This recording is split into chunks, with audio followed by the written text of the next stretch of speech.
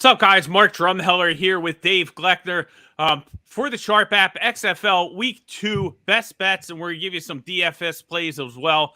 Dave, Week 2 got started last night. Ended up on the wrong side with Seattle, but I think it's very interesting now that we're kind of seeing these teams play multiple teams. Yeah, and it's interesting seeing, one of the handicapping angles you have to start to take are these home field advantages, right? And seeing a game in Seattle and seeing, I thought they had a nice little venue there going on where their MLS team plays. But in the end, too much DiNucci, too loose with the ball. And once again, I got to decide because I do believe he's the biggest arm talent in the league. But I got to decide when that's just time to put that away and just know that he's going to give it away 2-3 times a game and he's going to kill you. They've been up double digits. June Jones might make that decision for us because, he was caught on the live feed saying, like, can't we run the ball or whatever? Like, can we not run the ball after the 4th and 3 where they threw the pass? And, I'm sure that didn't make the coaching staff happy with him, questioning the play calling on national TV. But so it'll be interesting to see how long DiNucci lasts. Can't have all those turnovers. It's just killing Seattle. They should be 2-0. But, they should be 2-0. They should 100% be 2-0. They should 100% be the best team in the league. But they're not. You know what I mean? They're not. So, we got to take it what it is. That's part of the variance. But, seeing the teams play different teams now, that have a different opposition, I think makes a lot of sense because we talked about like DC. That's a team we're going to talk about in a minute. And how they were able to force turnovers against Seattle in their defense, But we saw St. Louis kind of do the same thing last night, right? So we wonder, is it just Seattle just giving the ball up to everybody, or is DC's defense that good? As these teams start playing each other, we'll get a kind of better idea of their strengths and weaknesses and how much we should weight, these successes that we see on the field. So it's going to be a lot of fun. I think the league's been great so far. Couple calls, I think, probably shouldn't have gone the other way, but I always give the officials a hard time. So that's no big deal. But let's get right. The first down last night, the rush. I mean, he's like a yard and a half beyond. Oh, yeah. It's just brutal, dude. I thought that was really bad. I thought the Guardians touchdown week 1 was just awful. Like, how do you call that a touchdown? But that was awful. And yeah. I mean, it is clear the guy has the ball first. But Blandino's like, I'm not sure. I don't have an angle. Yeah, I can't tell. One angle. There was a clear angle. Well, that's the most ridiculous thing. And, we'll get to the games in a second. But, like, they have this Blandino in there, and he's supposed to be like, I'm going to the command center, and I'm going to step in and make sure everything's right. And whenever there's a difficult call, he says he can't see anything. Yeah. So it's like, what are you doing there? But, anyway, learning more and more about these teams each game, and I think that one of the main takeaways is the scoring. What we're seeing from a scoring perspective is probably what we're going to see going forward. Like these games are going to be played into teams to the mid-20s, for the most part. And, totals are going to be, in the upper 30s, and you're just going to have to kind of pick your spots depending on the matchups. But, I think that's pretty much where we're going to be with this league, which, isn't necessarily a bad thing. I think get more exciting second half of the year. We'll see the offenses kind of develop some more chemistry and find their footing. But let's look at this weekend's games. We got 3 games. I want to start with tomorrow's action, and that's going to be the DC Defenders +3 against the Vegas Vipers. We got a total of 35.5. Vegas coming off that heartbreaking loss, up 14-3, ended up losing to Arlington, and then DC stole one from Seattle in week 1 in front of their home crowd. Lots of fun storylines in this one, Dave. There's rumors that the Defenders fans are traveling to Vegas for this one, and there's going to be lemons. They're going to be smuggling lemons into the stadium and throwing them on the field because they took their beer snakes. Yeah.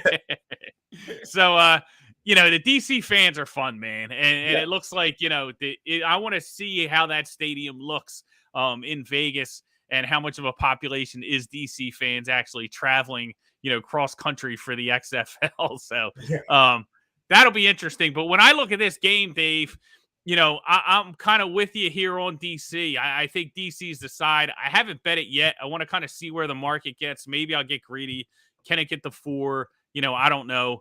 But I think they're the side here. I think that, when you look at these two teams, we touched on it on the parlay video. It's kind of hard to see either one of them winning by margin.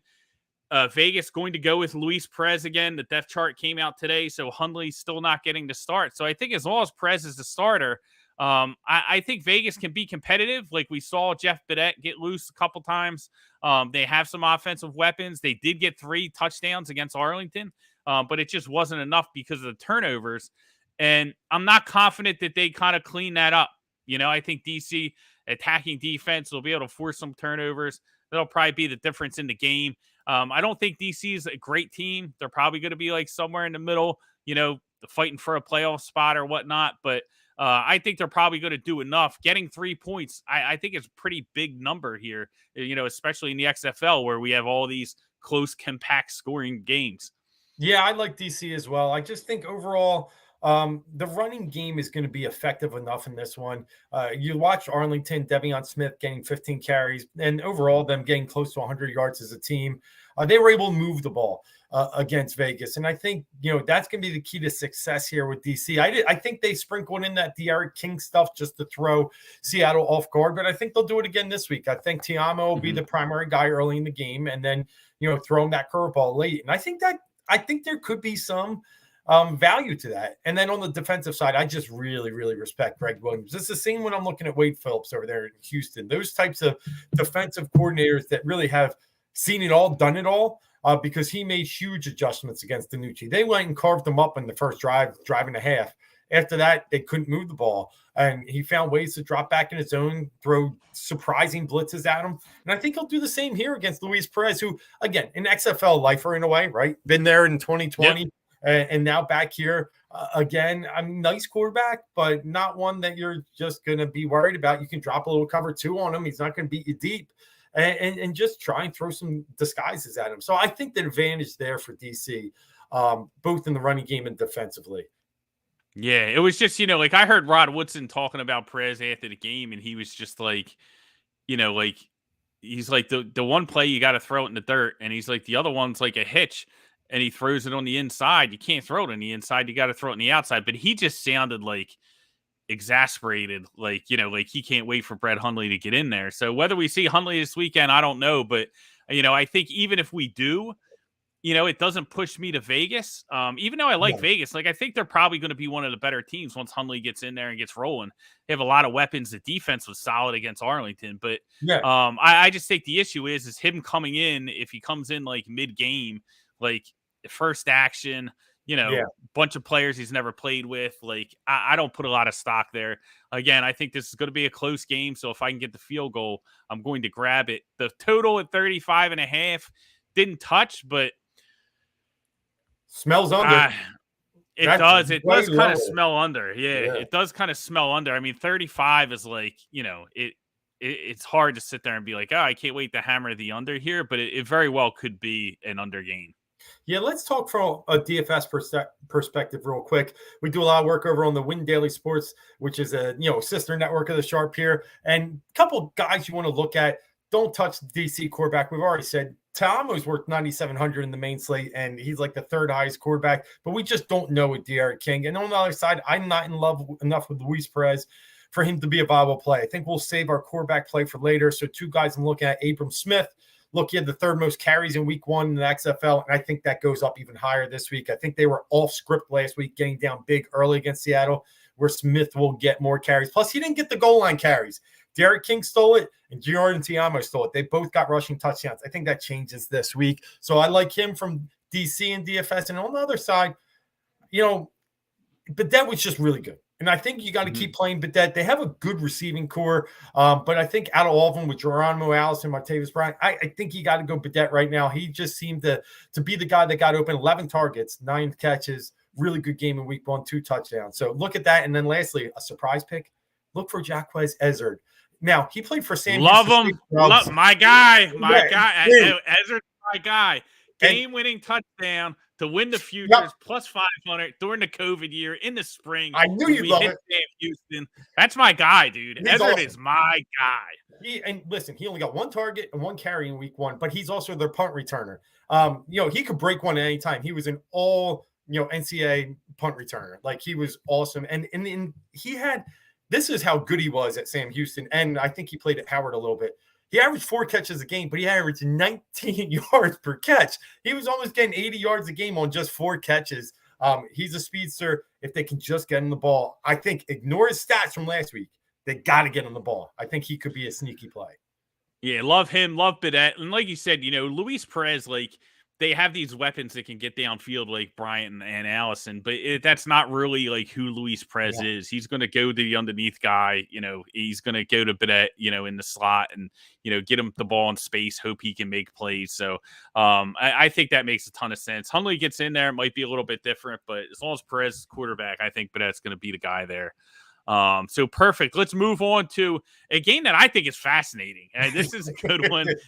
I'm telling you, San Antonio, lets everything get away from them against St. Louis. Just an epic collapse. Hines Ward looked very conservative as a head coach. Now they're laying 3.5. We talked about how 3 is just like a massive number in this league. At Orlando, 38.5 is the total. Money line, $1.80 on the Brahmas, $1.55 if you're buying back on the Guardians. I played the under on this one. I think that this is an under game when you look at it, and I'm waiting out to see if I can hit the dog with Orlando to see how high this is going to go. Orlando looked terrible in week 1, let up 7 sacks. Paxton Lynch was a disaster, but they moved the ball. They averaged 5 yards per play. I know the game script kind of got away from them, but I just think it was a bad matchup. And I think Houston's one of the better teams. Like, I think Houston's going to be a playoff team. I don't think Guardians are as bad as they looked. It's going to be like, it's going to be like, the only thing that worries me, it's going to be, I think, in the upper 80s in this one, in Florida. And San Antonio is just going to run right at them. I mean, that's what they do with Kalen Blige. They're going to be a running team that's going to win with their running back. Their defensive line is incredible. So I think they're going to be giving Orlando all they can handle. But you talked about DC getting off script. I think the same thing happened to Orlando here. I think that they can get the running game going a little bit better to kind of give their quarterback, a fighting chance. Whether that's going to be Dormandy or Francois, we're not sure yet. But it's going to be one of those two. And I think that's better than Paxton Lynch. So, but I think I think San Antonio is a team that we want to target for unders because they just want to play like the old Steelers that had the bust. Like, they want to play defense. They want to let their defensive line dominate the game, get them field position. Jack Cohn manages the game, hands ball off a ton of times. And we got a running clock in this one. So I played the under 38.5. I'm going to probably end up on Orlando. I'm just getting greedy. I'm waiting. Like, for these dogs, I'm going to wait and see if we get closer to kickoff to see if I can get the best number I can get. I like it. I lean towards Orlando as well. I think you're totally right about the off script. I mean, Orlando did get up, quickly, and we talked about that garbage touchdown to Latimer, and we'll get to him in a minute. But sitting there, once they got down, they just couldn't figure it out. And I heard Lynch talk on the sidelines, starting to blame the offensive line. The guy just doesn't exude any. They might stink. Lynch stinks, but the offensive line.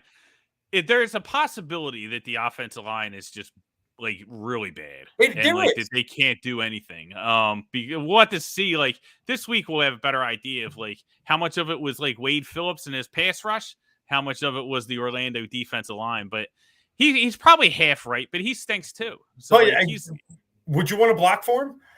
No. Like, all right, bro, it's my fault. You'll be on your back in 1 second now. Yeah.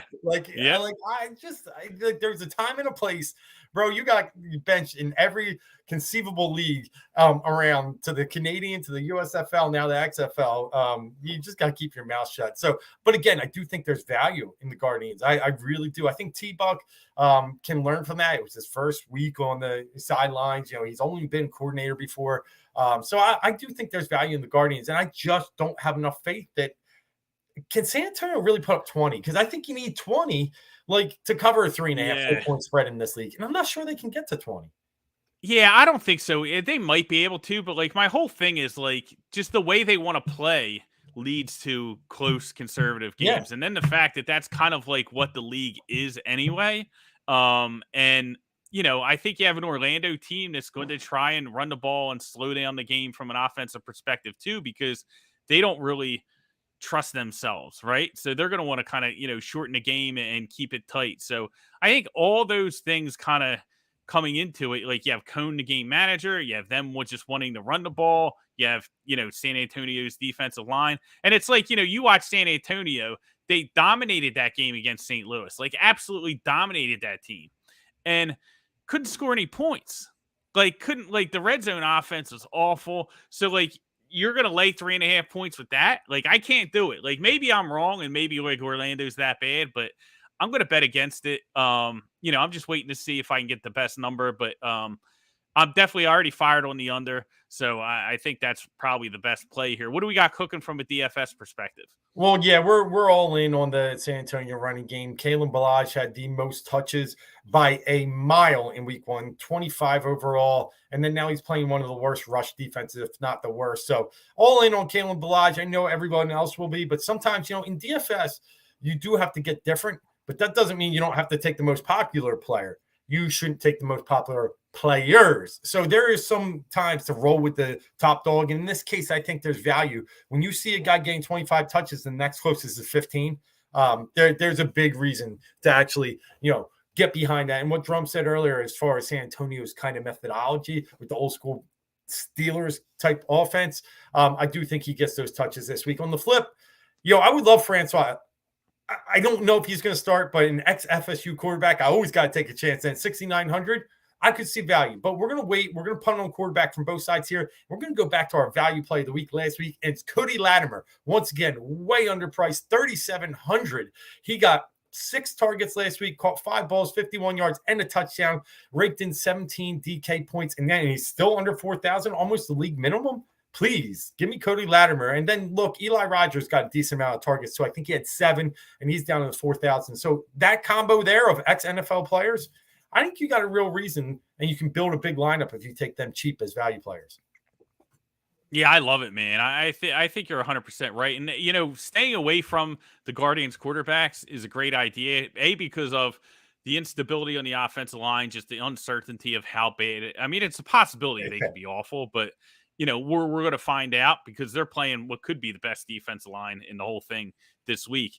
And, just the fact that you have that. And also, I think it's a strong possibility that we see both quarterbacks for Orlando. And I think that they split time and, they really, like, Buckley really tries to figure out, like, who his quarterback's going to be this week. So that wouldn't surprise me at all. So awesome stuff on the DFS front there. Let's get to the last game of the week. Arlington Renegades +5, money pouring in on the Houston Roughnecks. Roughnecks, hey, undefeated the last time around in 2020, off to a great start. Had the only blowout win in week 1.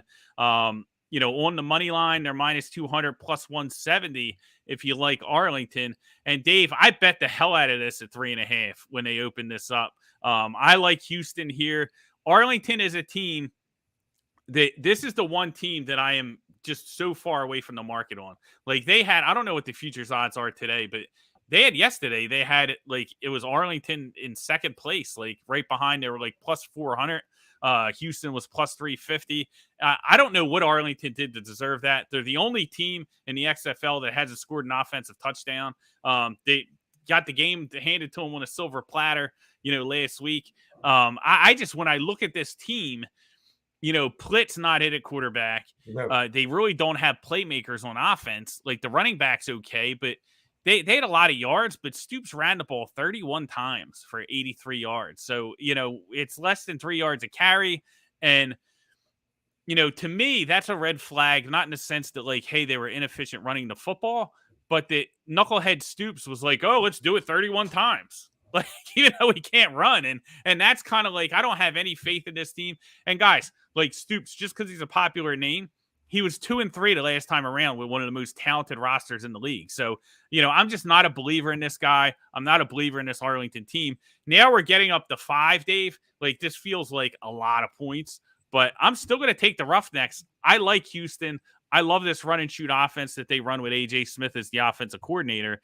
I think he did a great job of mixing in the running game. Max Borgi, those guys averaged, I think it was 4.7 yards per carry. They're 2 running backs when you take out like the quarterback runs. And I think they do just enough. They got like 60, 70 yards rushing, blended it in just enough. But I think they're a pretty good team. I think they're going to be, definitely a playoff team when this is all said and done. And I've taken them here to roll. I think that they get the job done. I don't think it's a blowout like it was last week, but I would even lay the 5 here with Houston. Yeah. Hey, listen, I'm with you on this. Before the XFL season started, the futures, and we talked about it in our XFL kind of like talk last week, were kind of all jumbled together, right? And I didn't take any futures because I wanted to watch week one. As soon as I watched week one, I hammered Houston, and I got it 400. And I think it was 450, like when the gates opened. So I didn't lose much. And now you're telling me it's down to 350. I'm all in on Houston. I just really do believe they are the best team in the XFL right now. Does that mean they win? No, maybe not. But I believe that number, that future gets down to probably 250 after a win this week. So I think they're really good. I think they have the best quarterback in the league. I'm convinced that AJ McCarron, Ben DiNucci are not it. This kid, Ben Silvers, really impressed me in week one. And you can say it was the competition all you want, but Silvers has had a cup of coffee up in the NFL too. He got a couple peaks. So I think the kid's got a big arm, a good head. I just like him. And then I like the overall just coaching staff, right? I think Wade Phillips, he talked about this was like the home of Bum Phillips, right? His dad. He's coaching at home for the first time in kind of his life. And it's awesome. And I think he doesn't take that for granted, I should say. So I'm with you. I'm all in on Houston. I think 5 gets a little scary, but to the standpoint of they're just the better team, I can't see myself putting money on Arlington on this one. I think you're right. It's a little bit of name with Arlington. It's a little bit of hub, but I think Houston is by far the best team in the XFL right now. Yeah, I think listen, I think we're going to kind of see it's good. A couple weeks, teams are going to kind of figure out the quarterback position. Like I said, if Seattle moves on to like Montez and they stop turning the ball over, they could be the best team, right? But I think Houston's up there. Like, I think when I look at the league, like now how it is, like if I had to pick like the top 4 teams, I mean, the top 3 teams probably be Houston, probably be Seattle.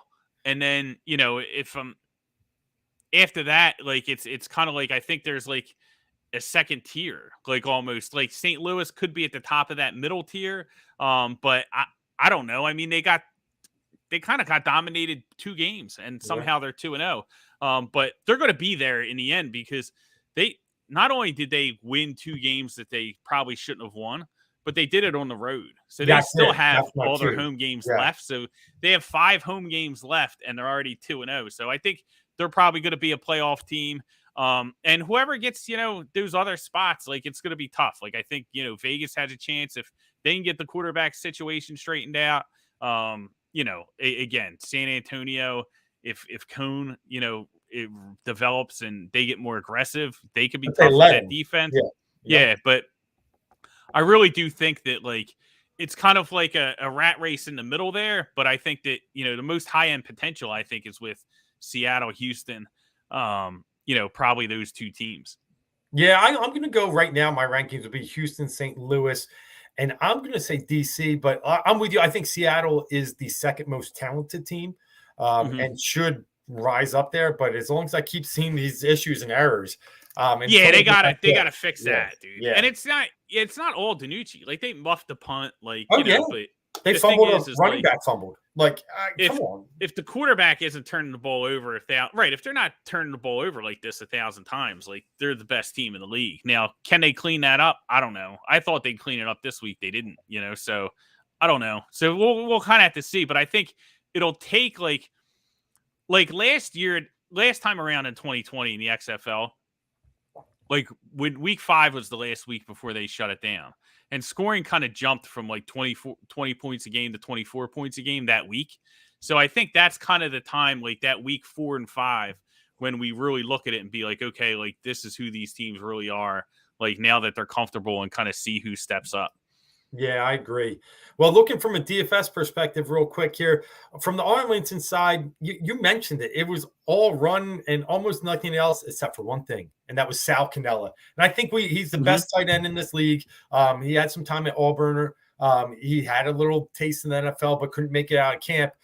But he was the best tight end in the USFL last spring. So I think Sal Cannella, his salary's jumped up about $1,000, but still, he's going to get the volume. And he's like, a good tight end is a average quarterback's best friend. Drew Plitt might not even be average, below average. But I think Canelo, there's still strong value in getting him at 6,500 because, like Drum said, the running game just wasn't efficient, and they're really sharing the ball. And Stoops is leaning on guys like Ford, who is an Oklahoma product, and he's dusting off 1 yard of carry. Don't like anything else there. But on Houston's end, love Max Borgi, loved him coming into the season, but you also got to look at Deontay Burnett. And if you're going to look at Burnett, go with Silvers. He's the best quarterback on the board over these 3 games. The top other two played last night. So McCarron and DiNucci off the board. I would start my stacks with Silvers and Burnett, and then piece in that Abram Smith and some other pieces we talked about.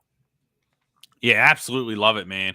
And it's going to be, this is going to be a good game, I think, because in the sense that, like, there's differing opinions, right? Like, people think Houston's overvalued because they played Orlando, and people think that Arlington's kind of undervalued because they look so bad week 1. Can they, so this is going to kind of, piece things together. And then next week we'll learn even more about these teams. The more they play each other, the more we'll be able to see, like, hey, how much of their success in a certain week has to do with, the opponent versus, the actual strengths of their team. So, it's going to be a good one, but I like this Houston offense. I think, you said Silver's doing a great job. And the key to that is I think the offensive coordinator does a good job of calling plays, making it easy for him, and it's been paying off through the first week. You can say whatever you want, but I mean, 33 points is a big number in this league. And so, and I honestly think that the way they're designed offensively, they're going to be able to throw a lot of quick passes to Borgi, those guys out of the backfield, short passes to kind of take away from, Arlington's aggressiveness on defense, the way, they get upfield, their pass rush, which look good against Vegas. I think they have those plays to kind of counter that stuff. And, just by the, having to run and shoot offense. So I think they're going to, I would say they probably still put up, in the mid 20s. I think this game probably looks like, probably, mid 20s and then maybe, low teens for Arlington, something around there. So from a total perspective, I think 40's probably too high, but you know what? You don't know because, Houston could carry a lot of that in this game. If they get up to like 28, then, all of a sudden it's going to go over. But I think that's what's driving that number there. Yeah, I still think it's a little high for my liking in the XFL right now. I think you're right. It's been driven up. I think it opened like 38 and a half. So I just think people saw what they did in week 1 and are in that. The other thing too, and before we bolt out of here is the social media team for Arlington teased Kyle Sloter. So they showed him like, hey, getting ready for week 2. And they had him taking a snap, and dropping back and throwing. And it's only going to get worse for them if they start Sloter. Like, Sloter's a guy who the USFL did a great job in marketing him because he was the passing leader as far as yards was concerned. But he was an interception machine. He led the league. Turned the ball over like crazy. And, but USFL really didn't have anything to market. So they're like marketing him in as like this top quarterback. He had the most talented skill position players in the USFL, still couldn't get it done. And he does not have that here in the XFL. So I think if they turn to him, it's a panic move and it only gets worse. I think Plitt's probably the better guy. When in week 1, when I was going to fade Arlington and bet, Vegas, I was actually disappointed when I found out Sloter wasn't starting. I was like, oh no, Plitt, like, do I have to think twice about this now? We ended up covering anyway, and it was definitely the right side. I mean, Vegas should have won the game outright, but so guys, if you hear about Sloter, don't get nervous. It's okay. Like, he's just going to go in there and throw a bunch of picks. It's going to be fine here. Wade Phillips' defense against Kyle Sloter. Are you kidding me? Like, this is as easy as it gets. So, I like Houston, but great stuff. Listen, run up on a half hour. We definitely got to get out of here. But guys, we appreciate you all tuning in. Make sure you download the Sharp app. Hop into Discord. We're in there talking XFL all the time, hitting all these games. So it's going to be a fun season, kind of get us through to March Madness. We're going to have so much going on with March Madness. So hop into Discord. Make sure you get involved with the Sharp app. And we'll see you guys next week.